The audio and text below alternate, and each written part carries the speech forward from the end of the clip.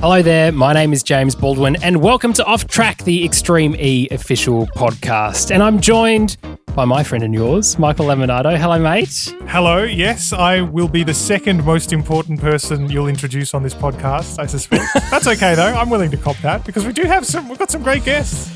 We have, look, to be honest, you might be the third most. Yeah, I think you're right there, actually. I can't believe how many people just got on this first podcast alone. I wasn't prepared for it.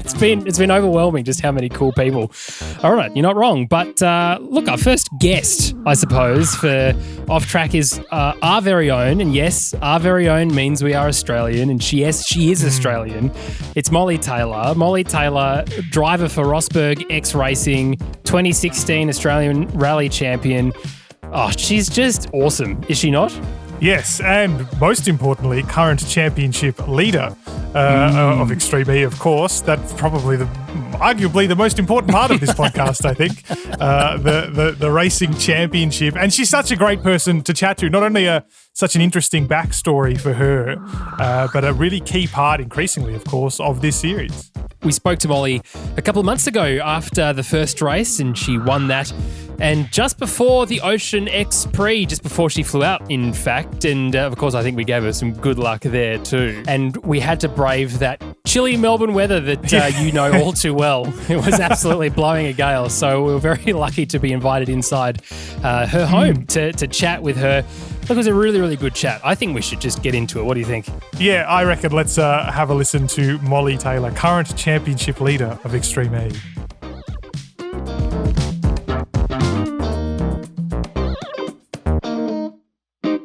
Hello, Molly. How you doing? I'm good. Thanks for coming to my house too. I feel very very relaxed and very spoiled. It's yes. Look, you're going to have the best interview out of anyone on this series. Don't even have to get off the couch. I got a cup of tea.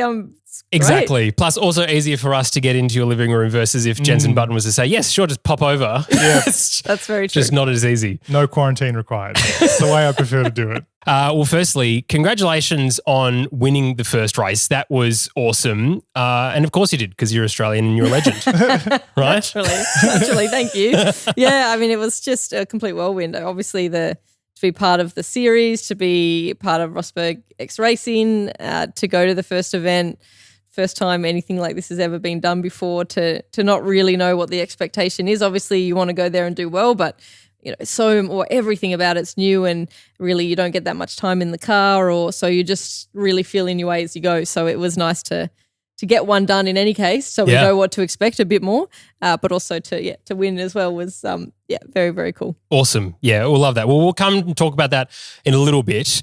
But what I thought we would do is just go back to the very beginning of your story. And can you tell us how motorsport became a thing for you? Yeah, so I essentially grew up in a motorsport family. My granddad started rallying, got my mum involved. My mum and dad met through rallying. They rallied.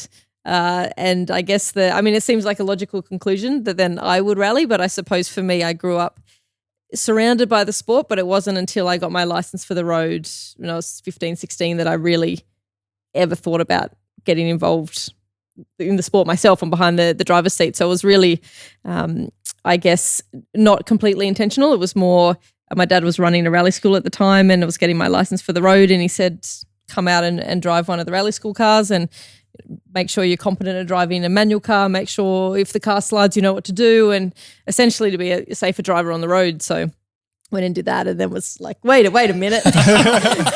Now I get it. Yeah. And started from there. Which is interesting because coming from a motorsport family, as you said, it's sort of everywhere. I can only imagine. Yeah. My parents are not in motorsport, but I can imagine. What happened before that though? How was it that you had that moment when beforehand motorsport was not really entering into your mind as a possibility? Well, I think I always had the competitive element and a bit of a need for adrenaline of some sort, but I, for some reason, was obsessed with horses when I was little and decided I wanted to be an Olympian, and so did horse riding, and that was just, I think, once you find something, very all or nothing person, so you find something you love and suddenly that's your whole life. So that was my whole life. And then, my parents, my mum would drive our horse trailer, with a horse in the back to competitions, and she'd go off and rally. And in the same car?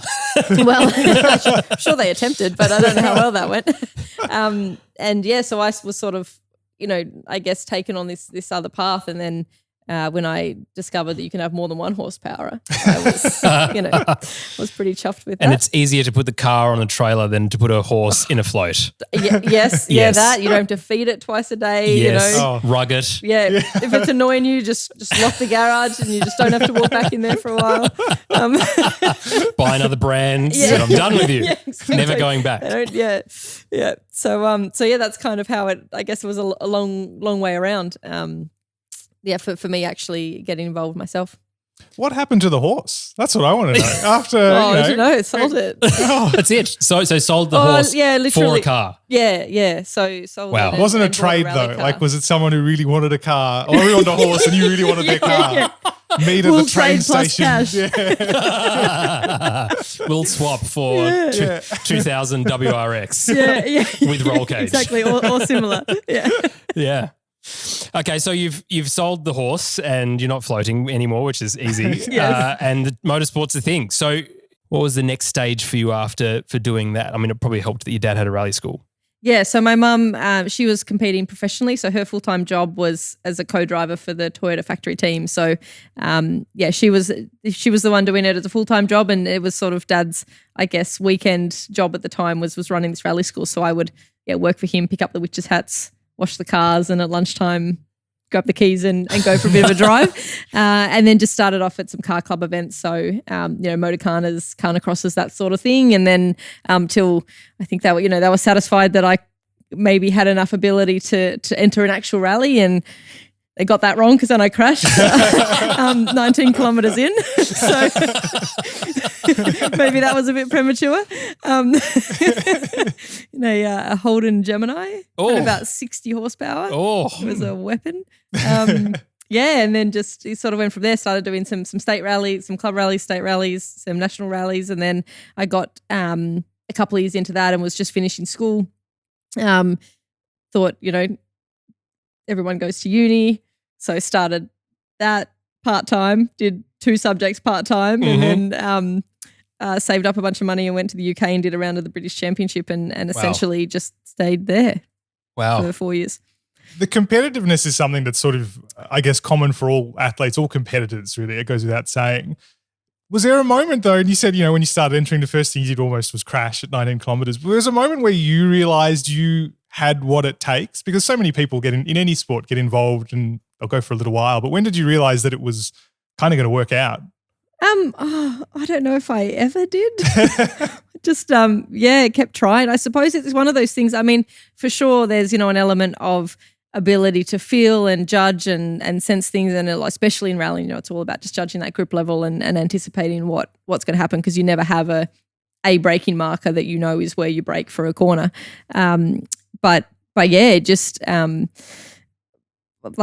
think I enjoyed it. I enjoyed the sensation of a car sliding around underneath me. I thought that was really cool. I liked the challenge of it. I liked the fact of something was difficult to do, but there was a way to improve. And so I think for me it was just about learning to be better rather than hopping in and suddenly I felt like I could do it. I just knew that it was possible to do if I figured out how.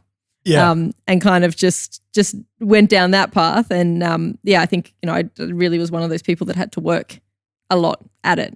But I enjoyed that challenge in itself. And I think, as you go through your whole career, you're still trying to get better. And even here, competing in Australia, competing in the junior WRC and even, Extreme E. It's not like you hop in and now you know how to drive these cars perfectly from the first round. We're learning the cars and we're trying to be better. So I don't know, sort of got to a point where I sit back and think, oh, I've got it. I'm still like, do I need to do that better or that? Or I think it's just a continual thing.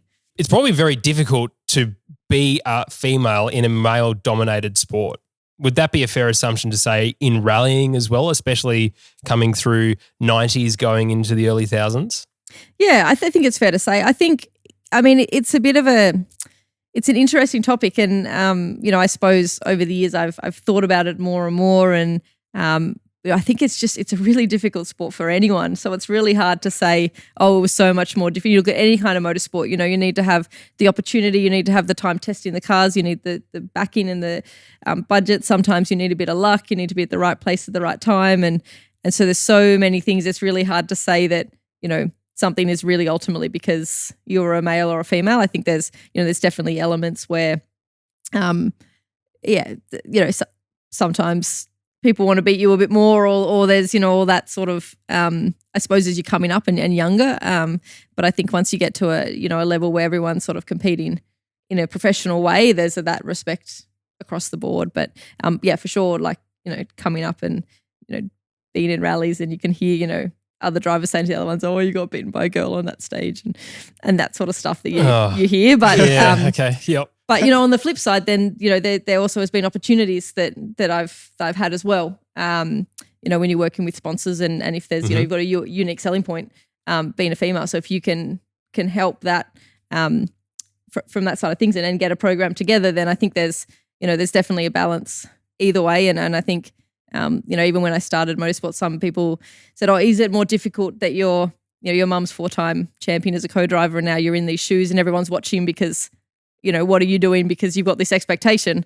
And so you think, yeah, there's that extra pressure. And maybe there's a bit of that as well. If there's a female coming through, everyone wants to say, oh, what's the girl going to do? And you have all these extra eyeballs on you. But on the flip side, with that extra expectation, I also had the best mentor and best resource and best person to lean on there was. So, I think it's about taking the things, the ways things can be an advantage. And yeah, obviously there's a flip side to everything. And I think for anyone in motorsport, there's that in some sort of context. Across the board. Yeah.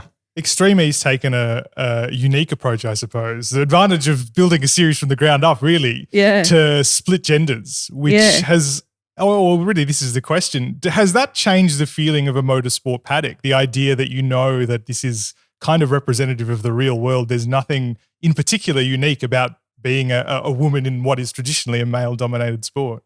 Yeah, I think it's really showcasing that brilliant thing about motorsport is that it's not really the ability to do the job doesn't have to be gender specific at all. So, I think it's a really interesting approach. And what I think's so good about it is it's really, if you kind of look at the broader picture and why there are so many men involved in motorsport as opposed to women, and then you sit back and I suppose for me it's something I didn't realise at first because my mum was competing. So as a young girl growing up, I saw that as a legitimate thing. Like my dad would drop us to school, make our school lunches, and mum would be off rallying, and like that was legit. I didn't really, I didn't even think twice because that's just what I thought was normal. So the perception for me then when I wanted to get involved, I didn't have to sort of overcome any stigma in my head or something of, but there's no females. I was like, this is fun. I want to do it. Mm-hmm. Sure. Like, as long as you know that you've got to do the work, you can do whatever you want. But it's not like that for so many other particularly young girls. So they don't see a role model like I had. So then if you look at it from the bigger picture and how many young girls are seeing women competing up at the sport, and then how much of a filter it is from the grassroots motorsport all the way up for any discipline.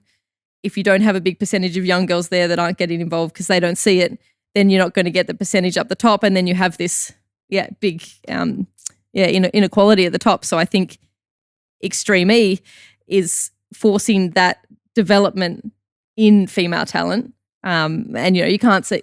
I can't sit here and sort of look at the Extreme E paddock and go, oh yeah, I've won 9 world titles like Loeb or 3 world rallycross championships like Johan. Like there's for sure they're at, a very experienced pinnacle of the world in the sport. So for us, I think it's this incredible opportunity. We have this benchmark. We have this development in us, and then now it's up to us to then prove that with that opportunity we can then actually develop and put ourselves in a position where we can be worthy of this level.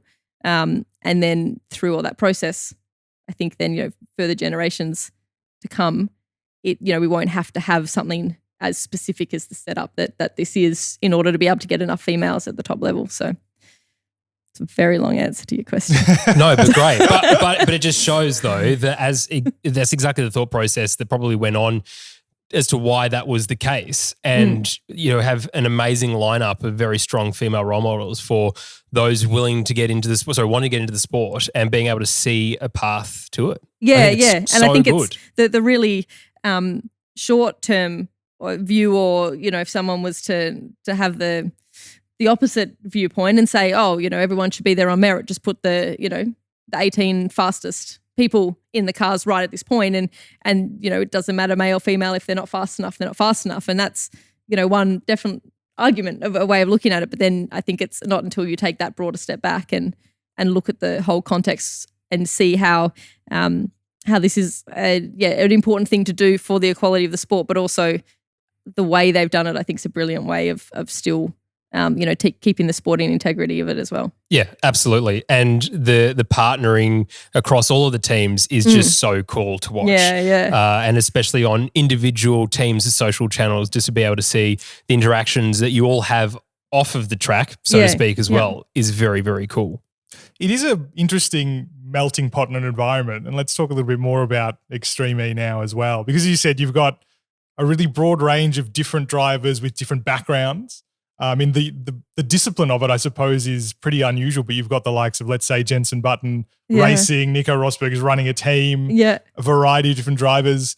How much of or what kind of rapport do the drivers have with one another when they've come from such dramatically different backgrounds in some cases? Yeah, it's an interesting service park, I guess, because you've got so many, just the top of every discipline of motorsport all in the same place, which is just incredible. And I think, the brilliant thing about it is everyone's there because they really genuinely, hand on heart, want to be there, want to be in part of the project, want to make a difference, want to try and change motorsport and, the world through motorsport.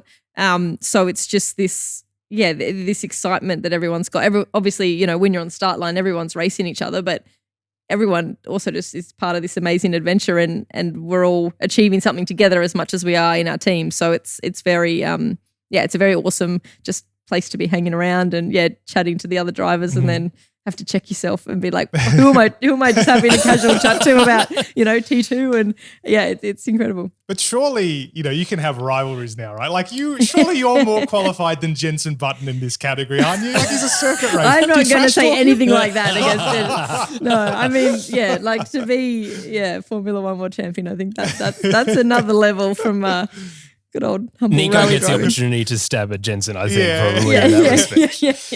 Yeah. It is. I mean, the sport is really interesting. Let's go to when you started to get involved. You're part of the driver program. Yes. But then you got contacted by Nico Rosberg to get involved. Yes. In an unconventional way, I think it's fair to say.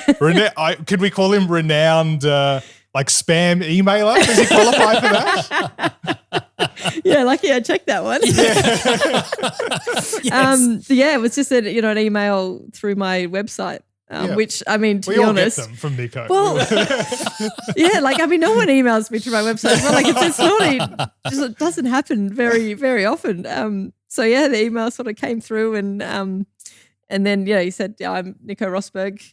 It's like, I know, I've heard of you before. But it was just short email. I want to talk to you about Extreme E, and I thought someone was just playing a bit of a prank, because I was like, this isn't how it works. Yeah. And then I was thinking, damn it, if he's been on Google enough to find my website, he's been on Google long enough to watch all the crashes too. So then I'm thinking, oh no, this is a dangerous rabbit hole to go. So anyway, I wrote back, polite, because I didn't just in case, but I also didn't want to be too enthusiastic, because then I'd look really stupid if it was someone having a laugh. Gave him the number to call, and then called on FaceTime, and then I was it was legit. Yeah, turns out.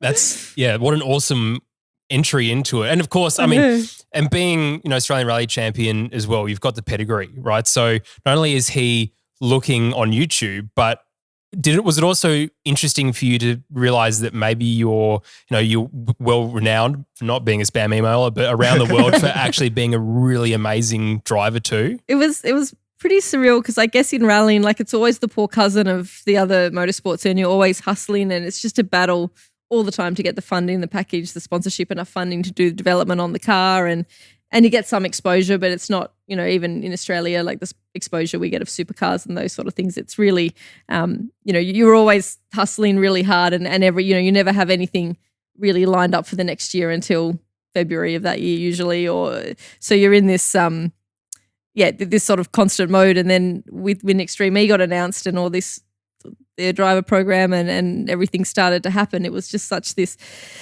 weird experience where suddenly people were approaching you and calling you and like Nico, like Formula One World Champ, like just like it just people say, oh, have you got a 5-year plan, a 10-year plan? And I just think, a year or two ago this didn't even exist, and then 6 months ago it was only getting started, and then like I don't know how you could have predicted that turn of events, going from being on the phone, like I was, like at the point of trying to ring up 50 companies to give me $1,000 to get to the next rally type of thing. And then suddenly you've got, these kind of calls. So it was just, it still is pretty surreal. It's a great example, I think, of the cream rising to the top in terms of just your skill will eventually outshine all of the other hardships. But you're right. I mean, it's very specific. And I think it's the first time as well. I mean, this is a series focused on sustainability and bringing awareness of climate change, which is incredibly important. But it's almost the first time that sort of attitude hasn't been poo-pooed by the rest of the world. And when you have your team boss like Nico Rosberg and Lewis Hamilton and Jenson Button and Carlos Sainz and a plethora of other amazing names, as you say, like the boiling point, the melting pot rather, of amazing motorsport from all over the world, it changes the mindset, right? So how was it for you knowing that you're going into this space and, thinking about the 2019 Australian Rally Championship being cancelled because of climate change and sustainability issues that we had here and facing massive fires? It was probably a good time for you to start thinking about all of that. So what are your thoughts on that sustainability element? Yeah, I think you can't just stick your head in the sand. And I mean, obviously motorsport like uses engines, uses petrol, and there is especially as you say when you're at rally. We were in Coffs Harbour ready to start the rally, and the fires,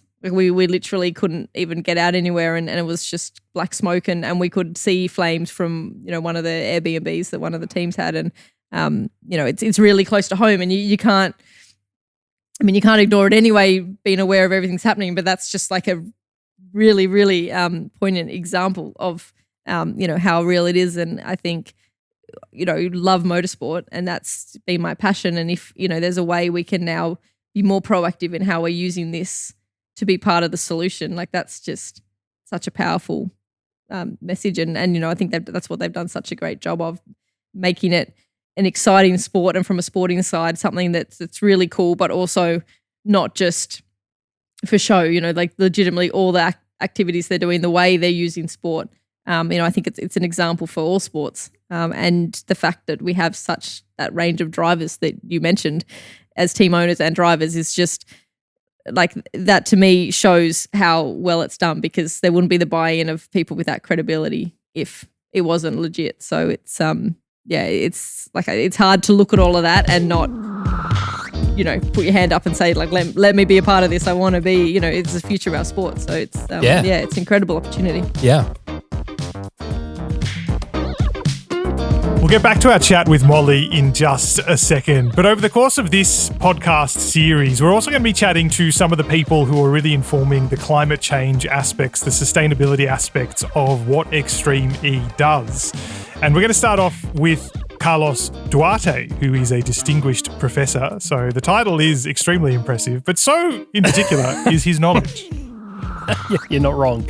I really, really enjoyed listening to Carlos, let alone interviewing him. Some of the answers that he gave are just simply epic and mega. And I learned heaps, to be honest, Michael. Like, this is great for you and I too, because not only do we get to talk to amazingly cool people, but we are learning a hell of a lot at the same time, which is unusual when it comes to a motorsport podcast, let's be honest. Yeah, it is really much like the sport itself, blending two aspects that are, that are important. Climate change, of course, the most important thing, but so is sport. Sport, we know, is extremely powerful, and we're really trying to harness that power of sport to do some good. And I thought what was really interesting and we'll hear from Carlos not only today but over the course of the next couple of episodes, that he wasn't a motorsport fan, that's one thing, but realising how much potential there was in motorsport in particular to have a really positive effect. That, of course, is the message of Extreme E. I know we're going to say it many times because that is really at its heart.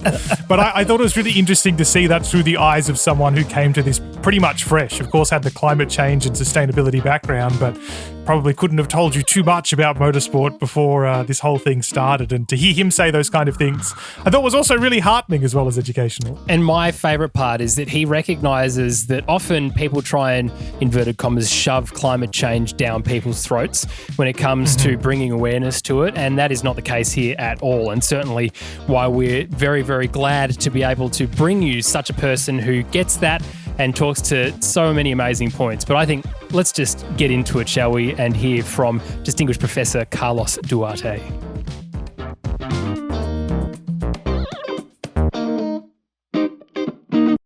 So first of all, Carlos, let's start from the beginning, from your beginning. Tell us a bit about yourself, first of all, your passion for the ocean, and how does one become a distinguished professor? So I'm a marine ecologist from Spain, and I've done my about 4 decades of research on the health of the oceans, biodiversity, and climate change, starting in Europe, but then also working in Australia, where I was director of a research center in the University of Western Australia for 5 years. And from there, then I moved on to Saudi Arabia, where I work on the shores of the Red Sea. But I'm also a professor at the Aarhus University in Denmark at the Arctic Research Center. So I do tropical research, but I also do polar research on the oceans. And I guess that I became a distinguished professor just by being driven by passion about the oceans, understanding the oceans, and then using that understanding to hopefully generate pathways to improve ocean health and deliver a healthy ocean to the next generations. Oh, fantastic, Carlos. And look, we won't hold it against you as two people who live on the eastern coast of Australia that you were in the west.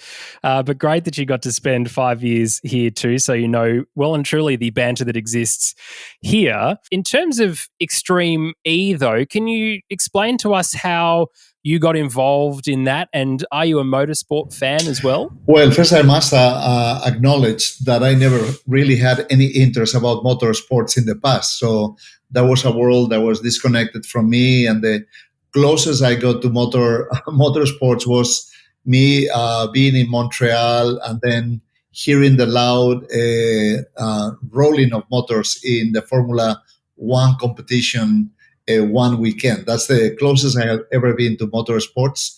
And I thought, I didn't really think much of motorsports, burning fuel and making a lot of noise for fun. It didn't seem like the kind of fun that I appreciated. But then my perception about the role of motorsports completely shifted once I became aware of Extreme E. And that just happened nearly by chance. I must say that I first learned about Formula E because Formula E had a strong presence in Saudi Arabia where I worked. And then I found that electric cars are a different beast. So electric cars, first of all, they do not release carbon dioxide and other fumes to the atmosphere. So they're clean and they're not so noisy. So you can get the kick of adrenaline that you get with fast driving without the inconveniences that come around with conventional motor vehicles. So that already got me interested, but Extreme E and their path to not only race and have an exciting motorsport experience, but also a meaningful one that talks about what we can do to address the problem of climate change really got me on board. So I learned about Extreme E because I was working with Louisa Thostrup. She's the manager of the Legacy project in helping the Legacy program of Extreme E find a meaningful project in the Red Sea and Saudi Arabia.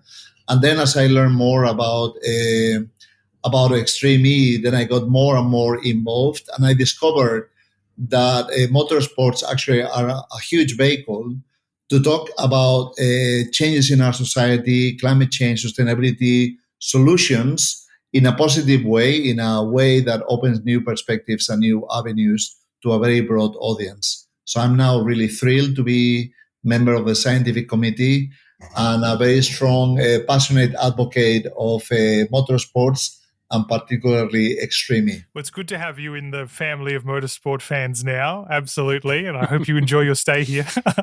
But we'll get into the idea of let's say the role motorsport can have in terms of the messaging of climate change in just a second. But I do want to go back to first principles, if you like, here, because climate change is very much at the heart of the Extreme E mission. It seems ridiculous to have to ask this question, but it is part of the story, right, is really hammering home this message.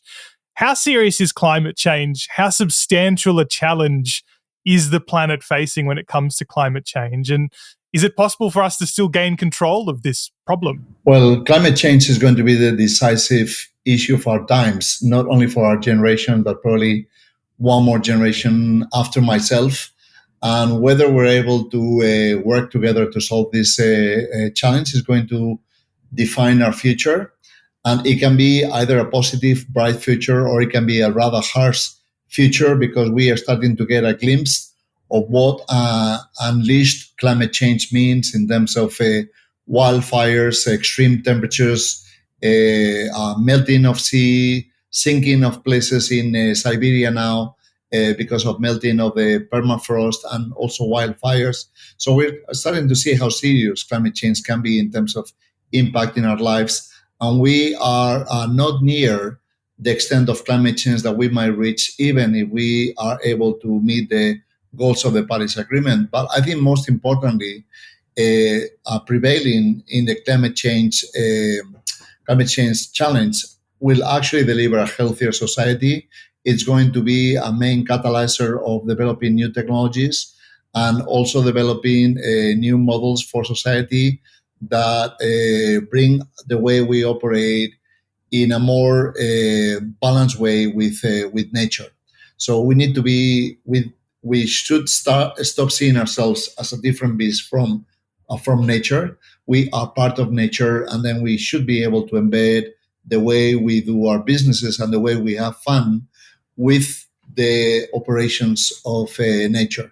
And the reason why motorsports is such a meaningful pathway to start to develop solutions is that I got worried that the messaging around climate change is way too negative, of doom and gloom. And, maybe there was the hope that by depicting all of the horrible futures that we might find if we don't tackle the issue, then world leaders and society will be compelled to take action. But in fact, I think the way it is presented often by scientists and some climate change activists rather depicts such a dark future that leads to apathy, because most people feel that they don't have the capacity to play a role on solving that problem, because it's almost presented as a given. So there's really no option that the public is given to play a positive role. And yet, I think that the pathway should be through discussing solutions. We have seen how motorsports, which will be probably one of the hardest activities to reconcile with climate action, can actually be driven to be leading champion of climate action through electrification, and also through using the massive audiences of power motorsports to raise awareness on the challenges, but also to co-create solutions. So very often us scientists pontificate to the public on what needs to be done and what behaviors need to be elicited. And it's not about scientists telling society how it should behave. It's about all of us co-creating solutions, and that co-creation of solutions is very present in Extreme E, where we have champions, world champions that do very well know how to plan a race, and now we're racing to win the climate challenge. So we can learn from the way they prepare and the way they confront a challenging race. We also are working with people who are decarbonizing the transport system and motors, not only on land like the Odyssey vehicles are, but also the Extreme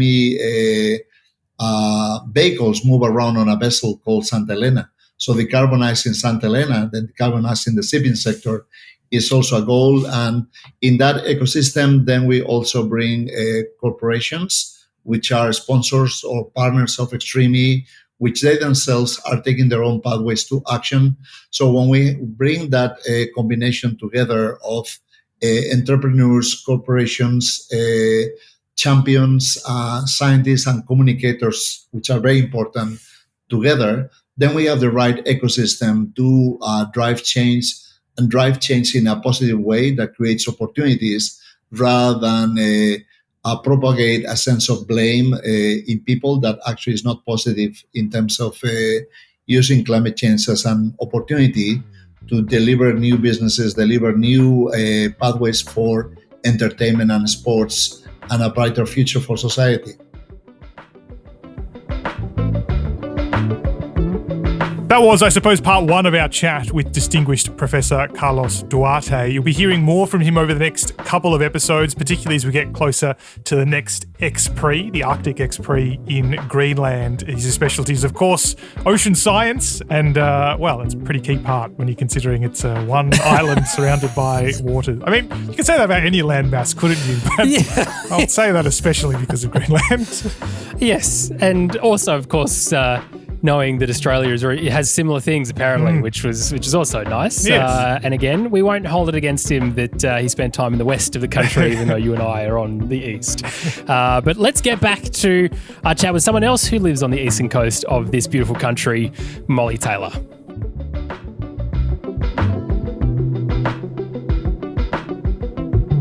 We see increasingly in the last couple of years in particular, as people become aware not only of the issues around sustainability, climate change, even broader social issues, notable people standing up and using that platform to try and make change. Extreme is obviously an extreme example, if I can use it again, given it's pretty much formed for this kind of issue. But do you think that's now incumbent on people who have notoriety to try and influence some of these discussions, particularly, as you say, motorsport is a contributor traditionally to carbon emissions and that kind of thing. Is it incumbent now to try and really actively use those platforms to create change? I think so. I think it's an incredible opportunity, and because we've got so many different forms of media and how we can follow people that maybe we wouldn't have followed before, and really there's someone to follow for any kind of interest that you have. So it's this incredible opportunity, and I think it's I 100% think it's really obviously it's not compulsory for everyone. They can do what they like, but I think it's this is really important responsibility to be able to use the opportunity that you have and the platform that you have to be actually making a difference and leaving something better than you found it. And I guess that, like with Rosberg X Racing and the legacy and sustainability projects that we've got going along the side, the philosophy has always been, everywhere our team goes, it has to be better off in some way than when we got there. So it's there's an element that I think is more people can do now because we've got access to the media. We can see what issues are, and we can so it's this. It opens so many more doors of opportunity that we should totally be doing. Yeah. Can you talk us through the first time you saw the car and then your initial thoughts of it? Because on camera, it looks ridiculous. It looks pretty ridiculous off camera as well. I mean, obviously you see all the photos and everything. And then I flew to Germany before we did our pre-season test late last year. And, you see in the pictures, you read the stats, you know how big and heavy it is. But when you walk into the workshop, I don't know, maybe if it was just all the jet lag from just hopping straight off a flight from Australia, but it's like in real life, it's huge. Yeah. And it looks even bigger when you're standing there, in the flesh. It's an absolute monster, but just so cool. And again, it's another one of those things. They've just started with a blank slate and said, well, like, let's make this. And it looks awesome. But it's a beast. Yeah, it's surprising. I don't think the photos do justice how big it is. And it looks like it's got some get up and go. I mean, you're on sand in the first race and racing there with very limited traction, but you were still launching. Yeah. It's a weird sensation because you have all this acceleration and all this torque from the electric motors, but it's so quiet as well. So I remember like in our first qualifying run in Saudi, like it was the first time really driving it against the clock when it counted, and we had power steering issues in the shakedown, so I'd only done sort of half a lap at semi-speed, and then sort of just had to drive it back to the service park. So, and with all the expectation and just everything, like I was super, super nervous, as you can imagine. And then you go into the sort of command center where all the teams stay, and Johan was doing the first lap. So he's out there, I'm there, with my helmet in the command center. And then if that's all not enough, this like music starts playing. It's like you're in a thriller movie or something, just for effect, and the lights start going, and I'm just like, oh my God, what am I doing? And then you run in the car and jump in the car, and it's just like, and then you drive out and you're just like in the Saudi desert, and it's beautiful and serene. The car's making no noise, and it's just like, it's the most relaxed I've been all day. So it's actually, it's this kind of, like it's this mix between, this epic terrain and this like acceleration speed in this big car, but also this real kind of peace and quiet as well. And you do feel like you just step into another planet, even more so than any other type of car I've driven. Yeah. I could never imagine a rally car being described as peaceful. Like I could never even imagine that before then. Incredible to think. If that doesn't sell electric cars, I don't know what will. Especially hot in Gemini at 19 kilometres into your first race. That doesn't sound peaceful at all. 60 degrees inside in summer. Well, I mean, what is it like to race them though? Because that is that element. It's not just rally. There's the racing element of it, and they are enormous, as you say. To race something like that, talk us through that first race, the experience of the dynamics of this car, I guess, and having other people on track around you. Yeah. It's I mean that side of it's new for me, and I was fortunate in our races that like Johan just did these heroic moves that we weren't all sure what was happening because of the way the camera angles were coming. We didn't actually see it until he was out ahead. So I had a good clean run, and it was really just don't screw it up type of scenario for me to bring it around. But I think it's every lap's different, even in all the different formats, and then also just the fact that you're driving in this environment in the sand and the way the ruts and the lines are forming. Every lap you do is different, so it's just, and I think that's going to be the case with every round we do. When you're racing, the scenario is going to be different with the other cars around you. The terrain's going to be different, so I think it's really a case of seeing how well and how quickly you can adapt to different things all the time, and just trying to make sure you just get in as good a feel as you can, and then just treating it like, 4 wheels and a steering wheel, just trying to drive it to the best of what you feel at the time, or whatever that might be. And that scenario is different every time you hop in. Can you talk us through your warm-up getting into a car? Because we know someone like fellow Aussie Daniel Ricciardo does weird stretching and listens to sort of very heavy metal music in his headphones before the race. Is there something that you find you do all the time, or is there music that you listen to that really G's you up? Not really. I think in rallying, because it's just always all over the place, and you might be starting from service at 6 a.m, driving for an hour down the side of the road, or I try quite hard not to have like a superstitious routine of something that I do, just because I know that I don't want to get into a situation where you're running late, you're on the side of the road, you don't have time to do it, and then that's in your head. So I think rallying's traditionally a lot more relaxed on the warm-up side of things than at circuit racing, when you have your specific times and you can sort of map out every second before you start. So nothing that's I guess whatever feels right at the time. Or Johan's pep talks were great when we did the driver switches. The first one, the first quali, he said we jumped in, or I think it was the semi-final, and I was jumping in, and Johan's helping with the belts, and then he's just super, like, I've never met someone that's so relaxed. And he's just like, yeah, it's fine, Molly. It's fine. You'll be fine. I'm like, okay, whatever you say, let the dog go. And then in the final, we do the driver change, helping with the belts. And this is, like where it counts. He's got the lead. And he goes, it's a bit dodgy out there. Shuts the door. Like, okay. Thanks for help. Yeah. Cheers.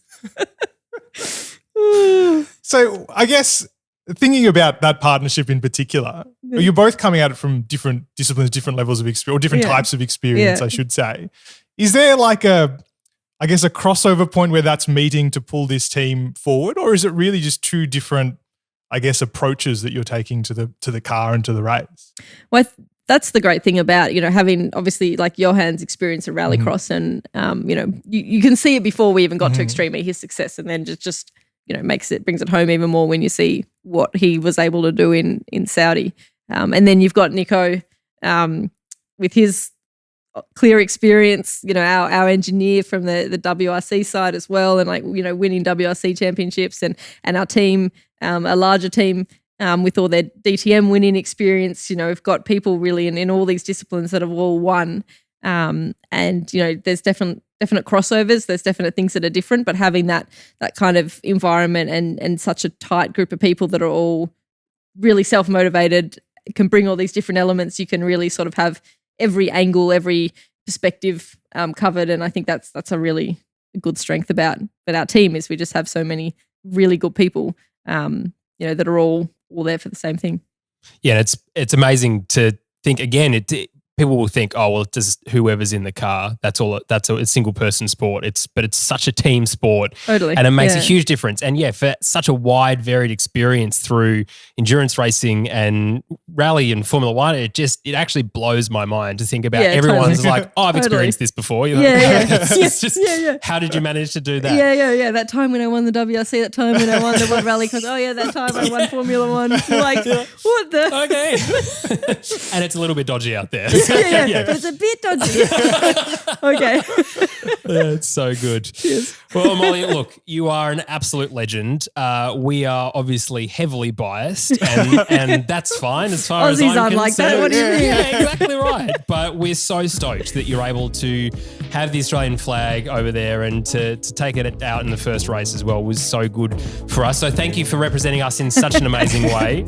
And of course, as I said, at the top is, of course, you won. You're an Australian and a fast driver. That's how this works. We've got to get all this bias out in this episode. Yeah. So it's the only one that will be allowed to do it in, probably. We'll take it while we can. We can't wait to see what you do for the remainder of the season. Such cool stories. Hopefully we can chat again at some point in the future. Yeah, that'd be great. Thank you. Excellent. Thank you, Molly.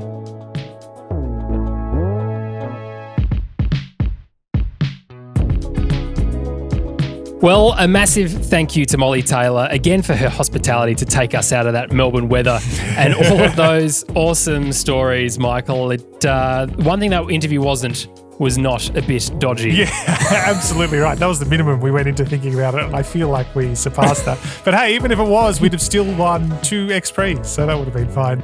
Yes. Not enough talent between us to have done that realistically. That's why we interviewed a race winner, multiple race winner. She leads the championship going into the next round, of course, the Arctic X Prix in Greenland on the 28th to 29th of August. It's coming up. It's not far away. And of course, we spoke to her before the last X Prix, and then she won that. And we said to her, of course you're going to win the next one. It only makes sense. So noting that this is also the first interview and the first podcast to come out, will we see yet again, not commentators' curse potentially, but commentators' blessing, the Australian blessing that she will win yet another round. But of course helps having such an amazing teammate in Johan Kristoffersen too. What an absolute legend of a driver he is in his own right. I can't wait to chat to him at some point soon too. Absolutely. And of course the whole team. It's not only is the sport a huge effort of teamwork to get these X Prix off the ground wherever in the world we end up next, but of course all the individual teams, they might be small in number on the ground, but doing terrific work to make sure we get a great spectacle no matter where we race. And I'm really looking forward to seeing how they tackle an Arctic environment. I've never been to the Arctic, so I don't know what to expect. I'm sure it'll be great. It'll be cold, presumably. Probably, absolutely. There'll be lots of beanies and lots of scarves. But ahead of the Arctic X Prix, we get to talk to another awesome guy involved with Extreme E, Timo Scheider. And Timo actually designs the track, and I'm really excited for us to be able to share what we spoke about with the world too. He is a man who embodies, I feel like, the ethos of extreme. So I can only assume the track is going to be suitably extreme, and his chat was extremely entertaining. Yep, you're not wrong. Well, look, we're looking forward to that. Thank you to you for listening to our first ever podcast episode. We are loving doing this. Please consider subscribing to this podcast and giving it a rating too, if you don't mind. If you're on Apple Podcasts or another podcast app that lets you do the star and leaving a review thing, we'd really appreciate it. You can find out more about Extreme E in any of the links in the description below, including all of the socials and where to find Michael and myself as well. Michael, looking forward to the next one. We'll catch you next time. See you next time.